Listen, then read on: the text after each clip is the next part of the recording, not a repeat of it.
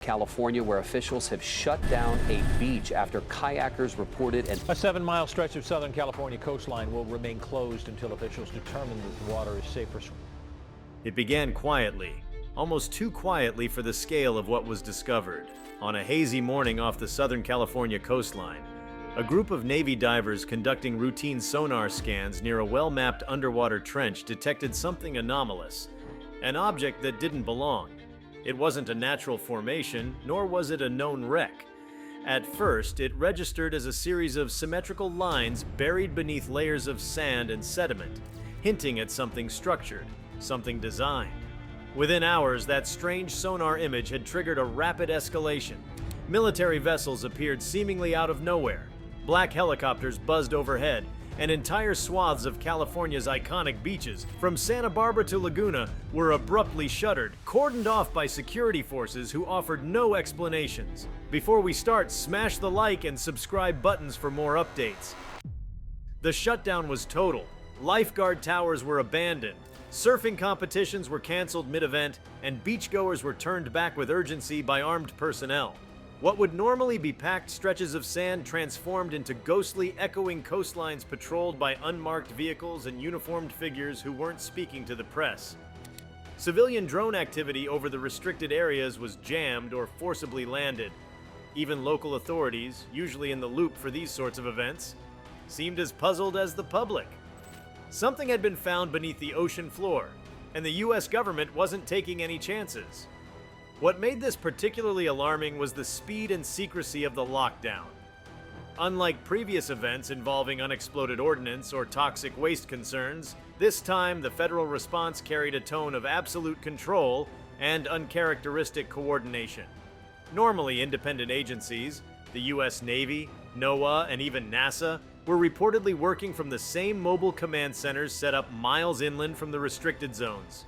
Observers noted unusual equipment being transported to the coast: large cylindrical containers, electromagnetic shielding units, deep-sea drilling platforms, and even reinforced cranes. All this pointed to one thing. Whatever was discovered wasn't just dangerous, it was unprecedented. Satellite imagery, before it was scrubbed, captured what appeared to be a massive grid-like structure emerging from the seabed, stretching nearly a mile across and sitting roughly 500 feet below the surface. The pattern resembled nothing geological. Experts who briefly caught sight of the images described it as being composed of interlocking hexagonal panels, some glowing faintly with what looked like bioluminescence or possibly artificial light. That feature alone, an unexplained energy source, sent ripples through scientific communities and sent military protocols into overdrive. The US government, without a word to the public, had apparently decided the safest course of action was to eliminate all civilian access to the area. Speculation erupted instantly. Was this some ancient submerged city, long lost beneath shifting tectonic plates and only now revealing itself? Was it alien in origin? Or perhaps, most disturbingly, was it something built by humans a long time ago and then buried, forgotten intentionally? The silence from federal authorities did nothing to quell public imagination. As more areas along the coastline were shut down, extending the no-access zone to over 200 miles, the scale of the event became harder to ignore. This wasn't about one beach or one anomaly. This was something that spanned counties and demanded absolute secrecy. The environmental implications were vast and largely ignored in the chaos. Marine biologists were the first to raise concerns as known migratory patterns of sea creatures began shifting drastically. Pods of dolphins and whales were observed, steering clear of the coastal region as if reacting to a frequency or presence invisible to human senses. Fishermen reported sonar blackouts near the exclusion zones and eerie silences underwater, where once there was constant natural noise. Several species of fish that typically thrived in the region had vanished entirely from nets and sensors. It was as if something deep under the water had emitted a pulse, a signal perhaps, that disrupted the ecological balance. Beyond biology, there were serious concerns about stability. The structure, whatever it was, appeared to be embedded near a fault line. Seismologists noted increased tremors in the days following the discovery, not large enough to cause damage, but definitely abnormal. Some even suggested that unearthing the object or simply disturbing its location could provoke tectonic activity. The implications of that alone, a potential man-made or unknown object triggering seismic instability, posed threats not only to California, but to the broader Pacific region. The fact that such risks were being ignored, or worse, hidden, only amplified fears. As the US government fortified the region, international curiosity swelled. Nations with sophisticated space and marine technology began redirecting satellites over the California coastline, only to find their feeds blocked or scrambled. This prompted growing concern at the diplomatic level. What was so significant that it required such an extreme level of interference and information suppression? The lack of transparency made room for endless theories. That a downed extraterrestrial craft had been located, or that an ancient facility, possibly predating known human civilization, had been discovered under the sea. Some believed the structure might not be dead at all, but dormant, waiting. There was also the human element, the complete and sudden displacement of entire beach communities. Hotels emptied overnight. Lifeguards, many of whom lived in coastal barracks, were relocated inland. Local economies that depended on summer tourism crashed in an instant. Beachfront properties were seized or leased temporarily under emergency measures. The National Guard moved in under what was described as a continuity of infrastructure mandate. Many residents reported low-flying drones sweeping neighborhoods and offshore skies at night. One thing was clear: whatever the authorities were afraid of, it wasn't limited to the water. Technology companies located in Southern California began reporting unexplained outages. High-speed data lines connecting servers beneath the Pacific were throttled or rerouted entirely, raising alarms in Silicon Valley.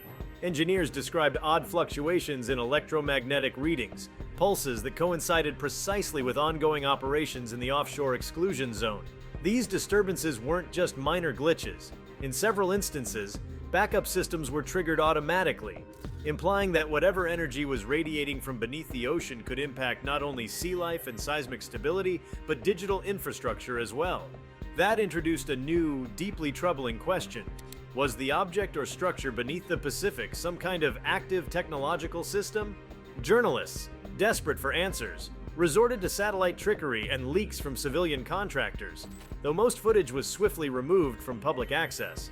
A few frames circulated in underground forums, images that showed divers in reinforced suits descending into the depths, guided not by traditional underwater lighting, but by a strange blue glow emanating from beneath the seabed. Some claim the structure was partially organic, with textures resembling coral, but shaped with a precision no known marine life could produce. There were even whispered reports that one of the divers had fallen ill immediately after contact with the object, displaying neurological symptoms no medical team could explain. The case was quietly swept under military jurisdiction. Back on shore, several coastal towns saw the installation of massive metallic towers disguised as communication nodes, but clearly designed for some other purpose. These towers were equipped with emitters pointing toward the ocean, hinting that they were broadcasting rather than receiving. Were they trying to communicate with whatever was down there? Or were they trying to suppress something? If the discovery was emitting any kind of frequency, intelligible or otherwise, the US government had likely intercepted it, and its response was total silence. The more people tried to investigate, the clearer it became that no single agency was calling the shots. While the Navy handled deep-sea operations, other organizations were on site. Representatives from DARPA, the Department of Energy, and an unnamed contingent reportedly linked to space research. There were even rumors of former SETI scientists being consulted in private. The sheer interdisciplinary scope of the response hinted that this was no ordinary relic or geological fluke. This was something so complex it required expertise from multiple frontiers: military, technological, biological, and possibly extraterrestrial. As more data was gathered, those within the chain of leaks began painting a more vivid and disturbing picture. The structure, now believed to be some form of submerged installation, appeared to extend downward, not merely along the seabed, but into it. Preliminary scans suggested vertical shafts bored deep into the earth, beyond the natural reach of tectonic drift or sediment layering. Whatever this thing was, it had either been there longer than any known civilization, or had been placed there recently by a power vastly more advanced than anything publicly known. And the implications of that were enormous. Was this part of an ancient Earth-based system forgotten through time, or had it been deliberately hidden until now? What made everything more compelling was the absence of any clear motive from the government. They weren't mining it. They weren't destroying it. Instead, they were observing, protecting, and perhaps deciphering. Some sources claimed that coded signals were being received in patterns, though they didn't match any language or encryption format on record. Others suggested the signals weren't meant for us at all, that we'd stumbled into the path of a conversation that had been ongoing for centuries or longer. That possibility, that Earth was never the origin point of this phenomenon, led to more radical theories about colonization, pre-human civilizations, or alien technology left as a kind of cosmic outpost. It was a perfect storm of mystery, fear, and secrecy, and as the days turned into weeks, the beaches remained closed, guarded by increasing levels of force.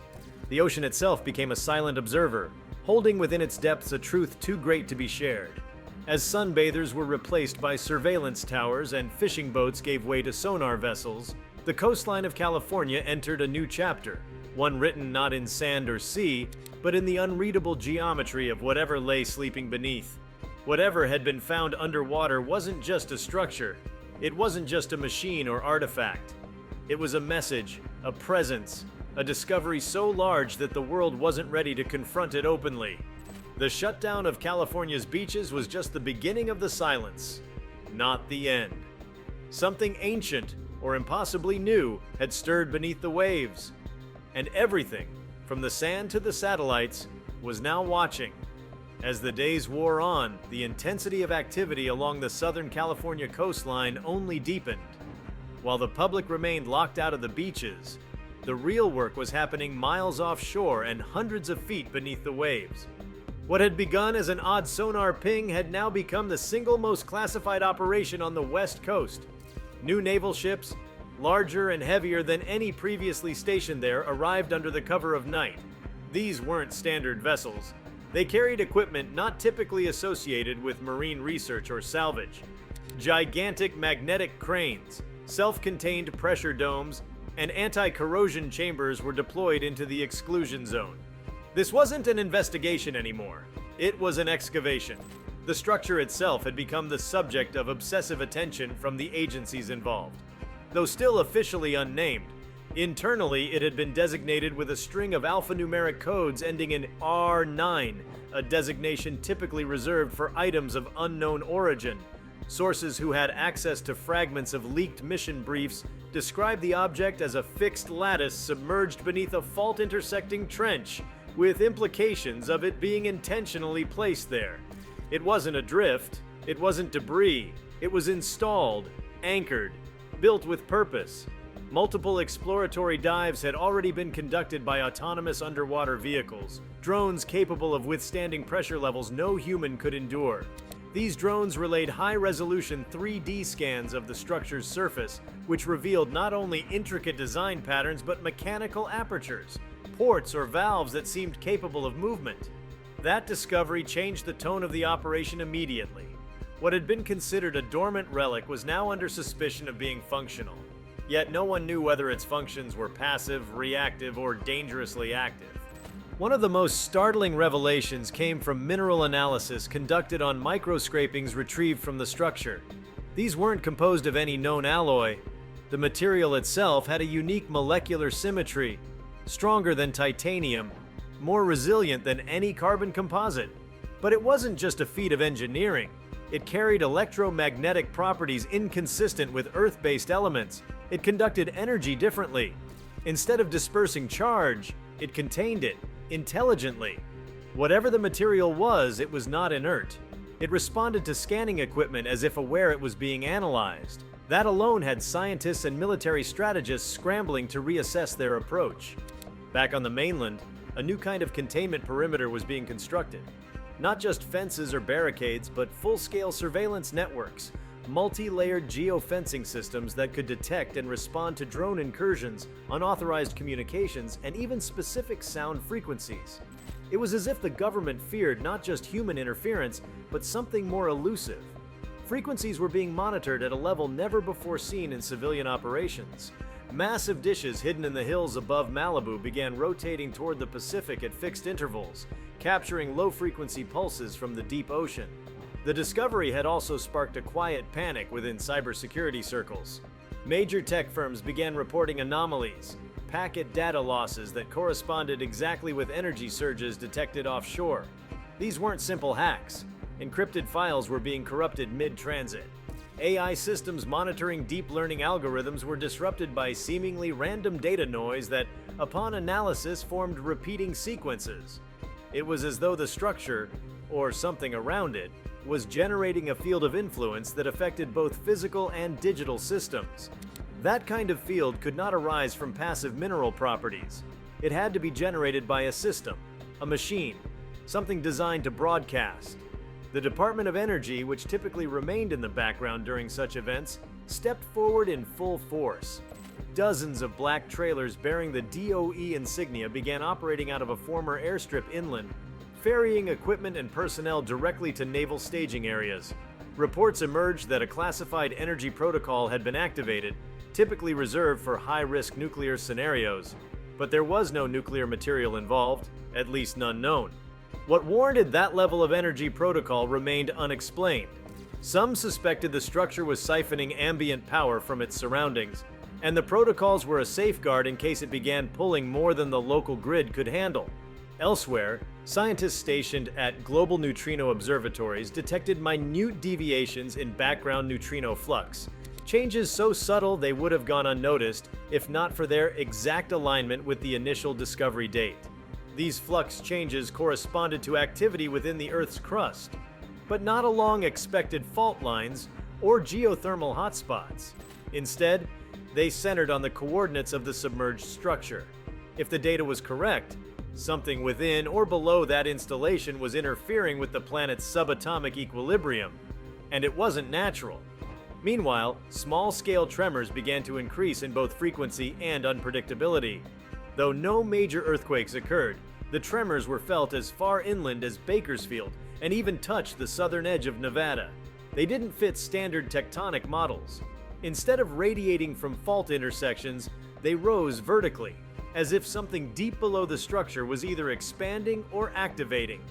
That pattern, coupled with the seismic silence that followed each tremor, had geologists baffled. It was as if the Earth itself was adjusting around something foreign embedded within it. Perhaps the most bizarre consequence of the discovery came not in the form of machines or energy, but memory. Civilians across the Pacific coast began reporting lucid, identical dreams involving underwater corridors, obsidian walls etched with glowing lines, and the overwhelming sensation of being watched by something just outside of human perception. Psychologists initially dismissed this as mass suggestion, an indirect result of media rumors and public anxiety. But patterns emerged that couldn't be dismissed. People with no access to news or social media, hermits, the elderly, even children, described the same dreamscapes, and all of them dated their first occurrence to the day the beaches were shut down. Sleep labs recorded altered REM cycles and synchronized brainwave frequencies among those claiming to dream about the structure. These subjects shared one more chilling commonality. They all exhibited a brief but measurable shift in electromagnetic signature, an internal pulse of unknown origin, when dreaming. It was as though something was reaching into the human subconscious. The implications for consciousness studies were staggering. Was the structure influencing thought? Was it broadcasting a signal not just in frequencies, but in mental patterns? In the academic world, a quiet war erupted over how to interpret these phenomena. Archaeologists were livid at being shut out of the operation. Oceanographers who had spent years mapping the Pacific floor were told their data had been confiscated and classified. Linguists were brought in under false pretenses, only to be sequestered away with high-level clearance and non-disclosure agreements. There were even rumors of ancient symbols found etched along the internal walls of the installation, symbols with mathematical ratios but no known language equivalent. Some hinted that the markings suggested a counting system in base 12, not base 10, something common in speculative extraterrestrial communication theories. In an obscure academic journal later removed from circulation, a fringe theorist proposed that the structure was not a device but a lock, part of a containment system designed to keep something in, not out. This theory, dismissed publicly but whispered about in scientific circles, argued that the installation might be one of several nodes globally that stabilized some buried mechanism deep within the planet's crust. The fear wasn't that the object would be activated, but that something else might be released if it failed. That idea, once considered pure science fiction, suddenly didn't seem so far-fetched. Satellite data that escaped government filters showed an expanding ring of oceanic discoloration around the site. Though it wasn't visible to the naked eye, spectral imaging revealed that plankton populations were collapsing within the radius. Ocean currents were shifting in slow but unnatural spirals. The water itself seemed to behave differently, as though responding to a gravitational or magnetic pull beneath it. This had never been observed before, and certainly not in one of the most populated coastal regions on Earth. Through all of this, the government maintained its silence. There were no press releases, no public forums, and no acknowledgments of the enormous operation unfolding offshore. All communication was funneled through security briefings to a limited set of politicians under extreme classification. Even those few officials who pushed for transparency were met with veiled warnings and sudden reassignments. Whatever was happening off the California coast was not merely a scientific curiosity, it had become a geopolitical and existential crisis, managed behind tightly sealed doors. Private corporations began pulling investment from real estate developments along the Pacific. Insurance firms quietly reclassified coastal assets as indeterminately at risk, a category used only in the event of pending natural disasters or war. Airline routes shifted subtly to avoid flying directly over the exclusion zone. These weren't accidents. These were calculated moves by institutions that had seen classified briefings the public never would. If you liked this video, please give it a like and subscribe to our channel. Also, leave your comments below and tell us, what are your thoughts on why the US shut beaches after this find? We want to hear from you. Thank you for watching and see you next time.